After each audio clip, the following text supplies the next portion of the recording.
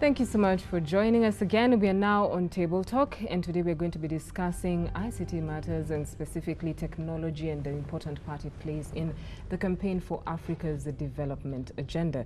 Joining us again for another chapter of the conversation on the power of technology is Maurice Ogolla, who is the Corporate Clients Manager at Oracom Web Solutions. Thank you so much for joining us. And Dr. Shem Ochuodho, Senior Advisor, Ministry of Telcom and Posta Services, South Sudan.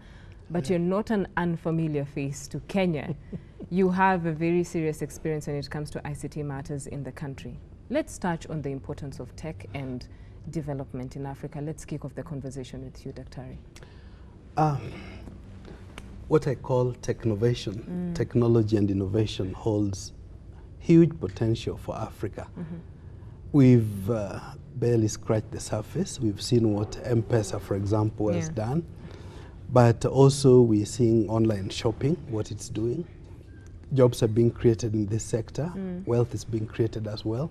And much more remains to be done. Not just in Kenya, but in the region and beyond. You were at the forefront when Kenya was emerging into the importance of technology in development. Have we made strides? I think we have. I remember with nostalgia that night of October 20th, 1994, at 3 a.m. when internet got into Kenya, having spent about 18 hours trying to fiddle to get wires to be able to communicate with the rest of the world.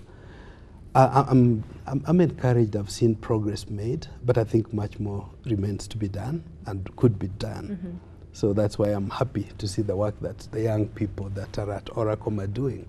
And they need all the encouragement and support that they can get. We'll expand the conversation on some of the barriers that are preventing us from embracing the potential that is technology in the development agenda.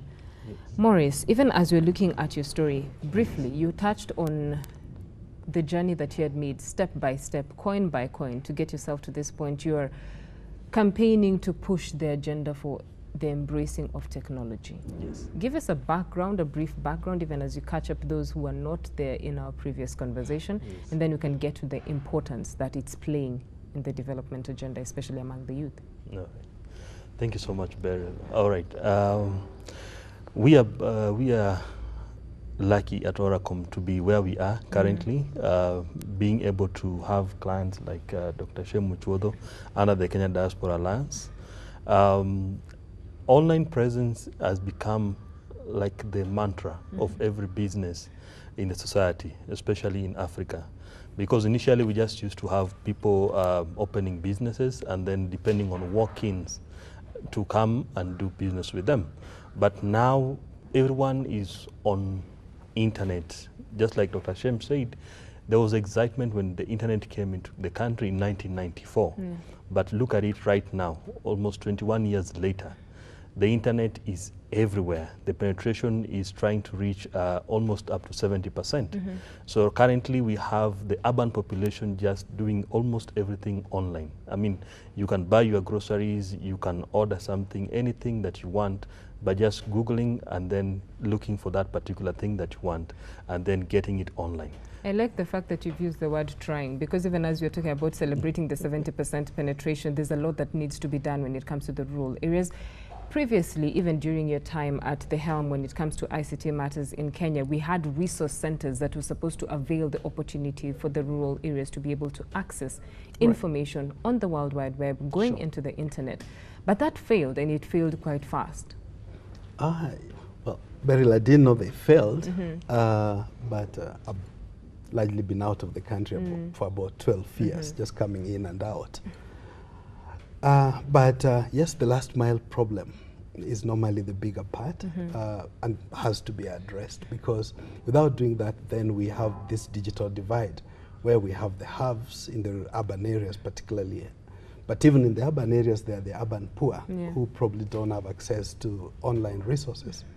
So it's crucial that policies are put in place that ensures that there is equity in access and in usage and also in impact, because there are people who would use technology, but what are they using it for? How does it touch their lives? So the aspect of impact for me is the last mile, I would say, that's important. In terms of getting technology to the rural areas, I think there was the Universal Service Access Fund, or the Rural Communications Development Fund, as Uganda calls it, which was supposed to reach out to those in the rural areas and marginalized or remote areas of the country. I think that hasn't worked too well, maybe not just in Kenya, but in a number of other countries in the region. So much more remains to be done. Ethiopia is a good example where that has been tried. They invested about $1.5 billion to reach the districts. They call the districts Woreda. So they have a Woreda net, which reaches the districts. But again, even within the districts, they still need to take it to the homes. And this requires resources. It can't be done by government alone. Neither can it be done by private sector alone. Some of the tech people have coined what we call the 4 Ps, as opposed to the usual 3 Ps, public, private, people's partnerships. You require government, you require private sector, you require also civil society or professionals and other minor, small businesses, SMEs, small to micro enterprises like Oracom, to be engaged to reach out to that last mile. What conversations are you putting forward even on the ground as the conversation of private, public, people partnership is being pushed? How open is the table to expand this conversation and strengthen the network? There's a need to outline the value that the relationship between the public, and the private sector, and also, the government itself. When it comes to adopting technology. Yeah, when it comes to adopting technology, there's a need to explain that, especially to the common person, the common business person outside there. But the good thing is that the current trends are helping us to achieve that, because just like I mentioned, almost 80% of conversations going on online are business oriented. Yeah. When you're looking at the conversations in relation to technology still, the conversation is always taken up on a national front. Breaking it down to the counties, is that one that is being taken up with great appetite? Yes, because you see, like right now we have the county governments, and they have their own channels of technology on how to access their services, on how to even to tender for particular services. So through that, we have the public getting involved on a county level rather than the national level. Yes. On the East African region, Daktari, maybe you can share with us, even as you're an advisor here, senior advisor to the Ministry of Telcom and Posta Services, South Sudan, a nation that is still trying to get its feet back on course. Share with us how we need to, in a sense, leverage on best practices on the African continent to be able to push ourselves forward as an East African region. Usually, for technology, particularly ICTs, to take root, there are 5 Ps that must be right. And in order of priority, the first one is policy. You must have a conducive policy environment that allows the 4 Ps to function. That's right. Secondly, we must have people. You could have lots of other things, but if you don't have people to use, people to support, to give technical as well as other forms of support are necessary, because it's not only the engineering or the support, but you also have legal support, accounting, financial, economic, and so on as well. Even environmental, because with e-waste, the fact that we have these phones, mobile phones, or even computers that have been retired, what do you do with them? Because they could also be a hazard, but they can be converted also into an asset. Apart from the people, you have the pipes, the 3rd P, the infrastructure. You must have the roads on which the cars, the super highways on which to drive the cars. After that, you must have the partnerships that make it happen. And you must have what some may call pesa or pounds. You need to have resources, financial resources. So that's the 5 Ps. Policy, people, pipes, pesa, as well as partnerships. Are we balancing the conversation very well? Because we seem to be putting the pipes, and we seem to be putting everything ahead of the conversation of getting the policy right. Yeah, I think in this regard, I'm talking about the African region. Tunisia was the first country in Africa to come up with a national ICT policy in the way back in the year 1998.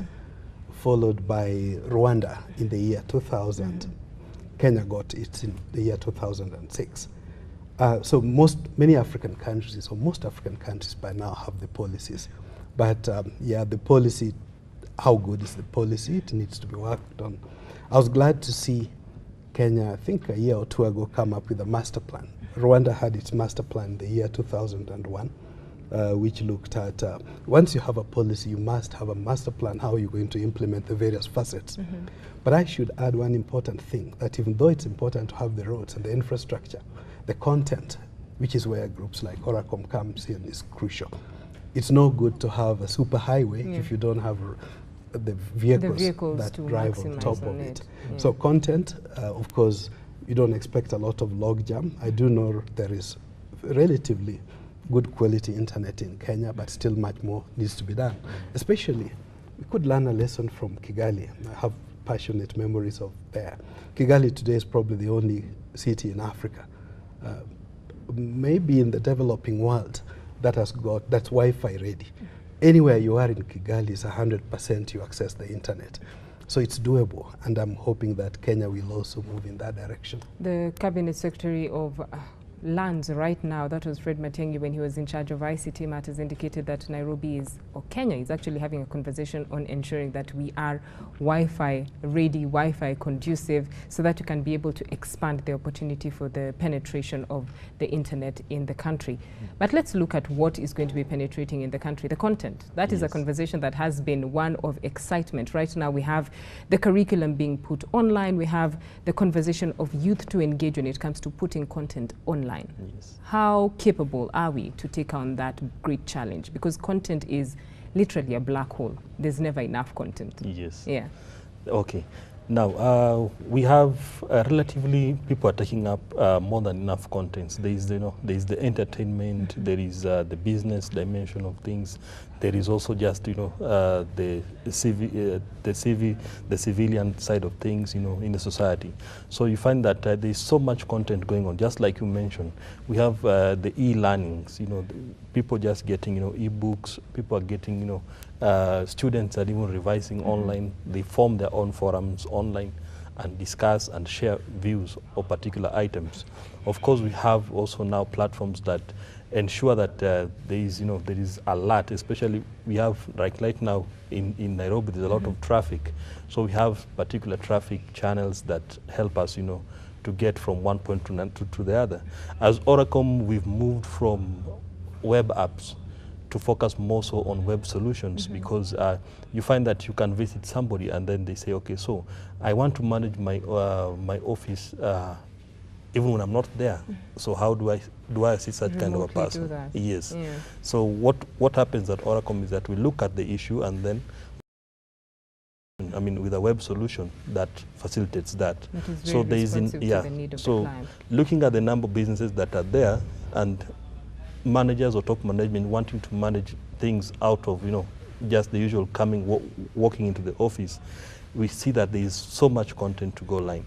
Yes, that's why we've come up with a few products that we are soon to launch, that factoring in that, so that we have almost all businesses listed on one platform, and with that we have particular channels of which they can interact and network as a business community. Yes. Even as you're expanding the conversation of creating content online, how do we make this work for Africa?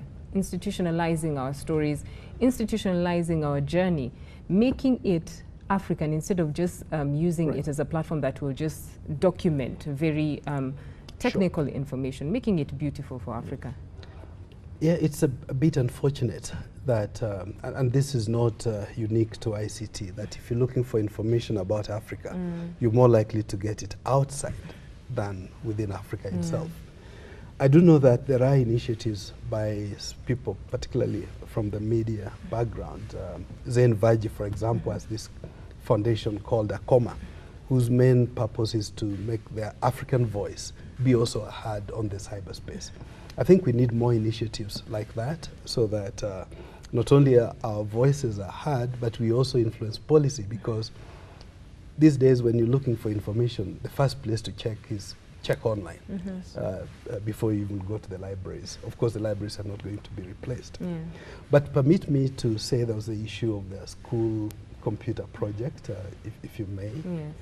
I think that this has been kind of a contentious issue in Kenya. The narrative is people feel it's a waste of money and so on and so forth. Far from it, I don't think so. I think this is one of the best things that would have happened. But I must caution that it can't work and it won't work well the way it's being done. There must be... What are some of the failings that they're overlooking? Or There the must gaps that be. they're overlooking? There must be a fair amount of systems engineering and design that goes into it. It's the 5 Ps I talked about are just part of the issues to be looked at very well, so that it's not just a question of getting laptops and giving them to young people, and then there's a whole ecosystem that needs to be looked at, but it's doable. We had it happen in Rwanda with fair amount of success. Of course, there will be challenges here and there. I think it's a good project, but let's get it done right. When you're looking at the failings still, I would want to expand the conversation around that. Is the politicization of the issue the problem that is preventing the environment from working? For me as a technician, that's the minor part of the problem. The greater problem is, have we got the right engineers working on it, on merit? Are we getting the procurement done right? Have we done the training of the teachers that would run with the computers? Have we conditioned the minds of the Kenyan parents and children and the teachers as well, and even the managers of the education system, so that there is a buy-in? I don't see much of that happening. For us to succeed, that mindset change, we must tweak the mindset and the attitude change that comes with it. And people must accept and embrace it. Currently, there's a lot of talk, but much of it, as you correctly say, is political, emotional. I don't think it's backed by fact. So my premise is that you need to re-engineer how all this is going to be done, and we could learn from others' experiences. Looking at the potential that is available with the adoption of technology, we touched on one issue that Dr. has just highlighted, the fact that Africa, in a sense, seems to be a dumping ground for technology that is not really up to standard, up to scratch. How do we, even as we are adopting, campaigning for the embracing of technological advancement in Africa, how do we get the policies to work for us and to protect the continent? All right. I think Shem will be better placed to answer that.